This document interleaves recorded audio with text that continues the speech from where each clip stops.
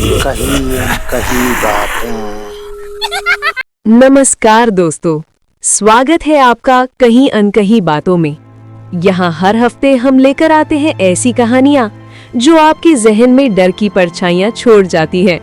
तो अगर आप भी उन कहानियों को सुनने का हौसला रखते हैं जो जिंदगी भर पीछा नहीं छोड़ती, तो वीडियो को आखिर तक जरूर सुनिएगा, क्योंकि आज की कहानी किसी हॉस्टल की चार दीवारों में कैद उस आवाज की है जिसे सुनने के बाद कोई भी इंसान पहले जैसा नहीं रहता। पूरे 1 साल तक ऑनलाइन क्लासेस के बाद जब कॉलेजों ने फिर से अपने दरवाजे खोले, तो जैसे सैकड़ों छात्रों की खुशियों की लौ फिर से जल उठी। ऐसे ही छात्रों में एक था अविनाश, दिल्ली का रहने वाला, पढ़ाई में ठीक ठाक पर अंदर से बेहद संवेदनशील लड़का। जब उसे पुणे के एक नामी कॉलेज में दाखिला मिला तो उसके माँ बाप ने राहत की सांस ली और कहा, बेटा अब अपने पैरों पर खड़ा होगा। पुणे में उसके लिए जगह तय की गई शारदा बॉयज हॉस्टल। पुरानी इमारत, ऊंची छतें, चौड़े गलियारे और रात में किसी पुराने बंगले जैसे सन्नाटे भरी गूंज।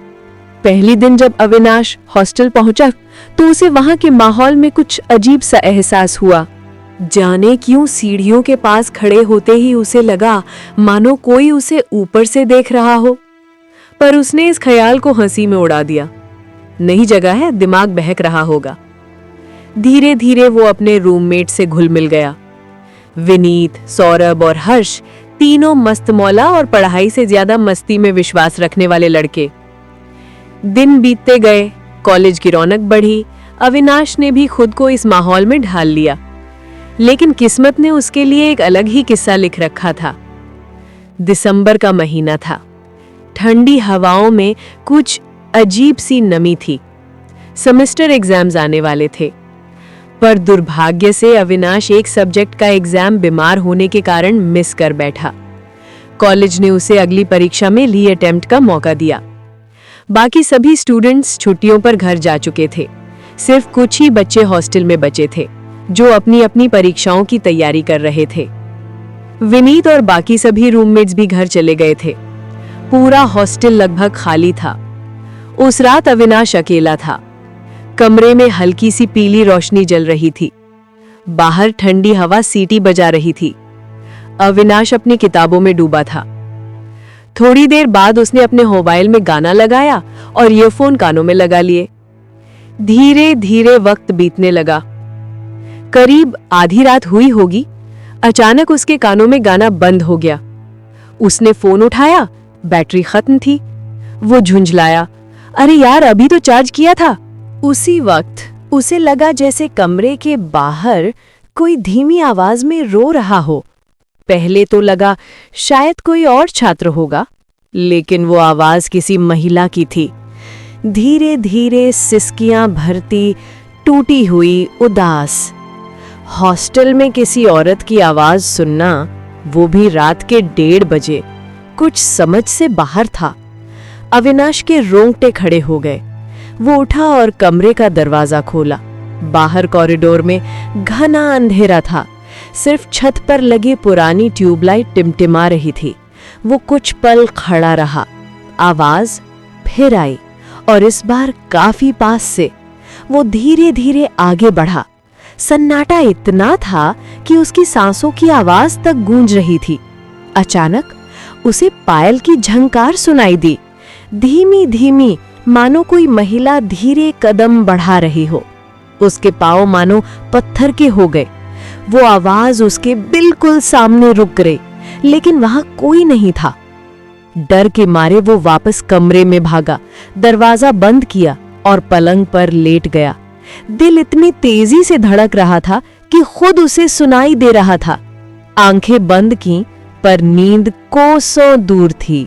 सुबह जब सूरज की रोशनी कमरे में घुसी तो उसे लगा शायद सब कुछ सपना था, लेकिन टेबल पर रखा आईना उसके सामने कुछ और ही गिर रहा था। आईने के निचले हिस्से पर किसी ने गंदे पानी से उंगली फेर कर लिखा था, वो लौट आई है। अविनाश के हाथ कांप गए। उसने तुरंत आईना पोंछ दिया, पर उसके मन में सवाल उठने लगे। वो कौन थी और लौट आई है का क्या मतलब? उस दिन कॉलेज में उसने एक सीनियर से इस बारे में बात की। सीनियर मुस्कुराया, अरे तू नया है ना, ये हॉस्टल पुराना है। कहते हैं 15 साल पहले यहीं एक लड़की की लाश मिली थी। वो स्टाफ क्वार्टर में काम करती थी। किसी बात पर झगड़ा हुआ और उसने अपनी जान दे दी। उस दिन के बाद से देर रात को उसकी रोने की आवाजें सुनाई देती हैं। कभी किसी ने उसे देखा भी है, लाल साड़ी में खुली बालों के साथ।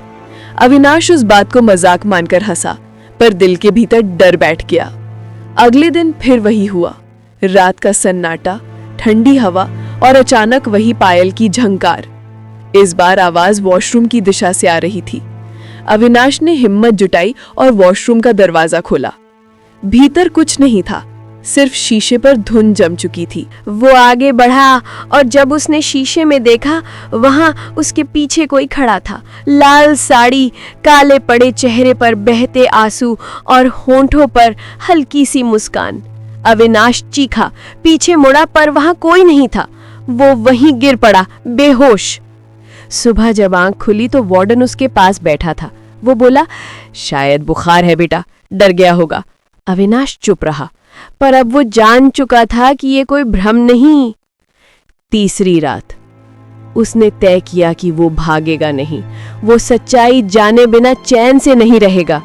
उसने कमरे में कैमरा सेट किया।